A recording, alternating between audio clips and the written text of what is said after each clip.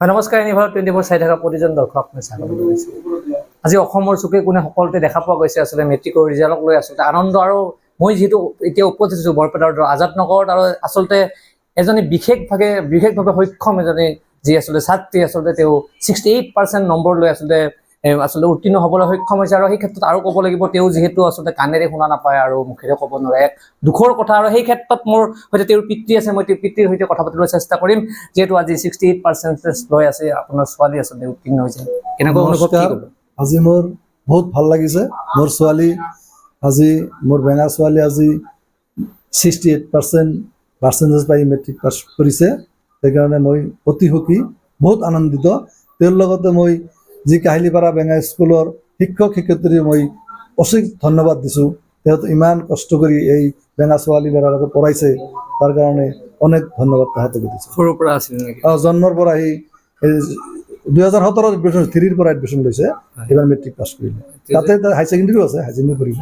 যদি তেওঁ যিহেতু কাণেৰে শুনা নাপায় আৰু মুখেৰে ক'ব নোৱাৰে, সৰুৰ পৰা জন্মৰ পৰা কেনেকুৱা, সৰুৰ পৰা কেনেকুৱা ধৰণৰ মানে দেখা পঢ়াৰ ক্ষেত্ৰত কেনেকুৱা আগবাঢ়িছে? তাৰমানে আমি আগতে গম নাপাইছোঁ, যেতিয়া 4 বছৰ হৈ গ'ল তেতিয়া আমি নামাতে কিয়?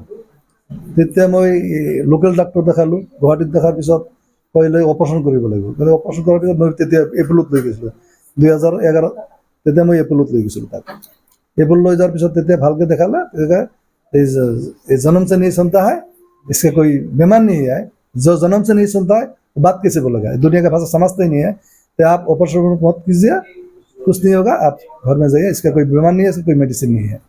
পিছত আমি আহি পিছত আমাৰ ঘৰৰ গুৰিত LP স্কুল এটা আছে, প্ৰথম বিদ্যালয়, তাতে অহা যোৱা কৰি আছে আমাৰ ঘৰৰ গুৰিতে।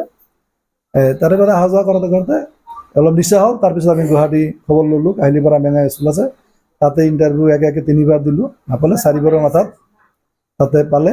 2017 তাতে এডমিশ্যন হ'ল। হয়, যিহেতু হাইস্কুল শিক্ষান্ত পৰীক্ষাত ভাল ফলাফলে উত্তীৰ্ণ হ'বলৈ সক্ষম হৈছে শামছুল নেহাৰ। মই তেওঁৰ কাষলৈ যাম বা পোনপ্ৰথমে আৰু যাবলৈ চেষ্টা কৰিম, যিহেতু তেওঁৰ মাতৃ আছে মোৰ সৈতে, মাতৃৰ সৈতে মই কি অনুভৱ, কি ক'ব আজি? কেনেকুৱা অনুভৱ? আজি ভাল অনুভৱ লাগিছে, ভাল লাগিছে। মোৰ ছোৱালী, বেঙা ছোৱালী শামছুল নেহাৰ বহুত ভাল ৰিজাল্ট কৰিছে, মোৰ বহুত ভাল লাগিছে। কি সপোন, কি তাৰ সপোন? তাই কৈ আছে যে মই এৰোপ্লেনৰ পাইলট হ'ম, এনেকৈ দেখাই আছে।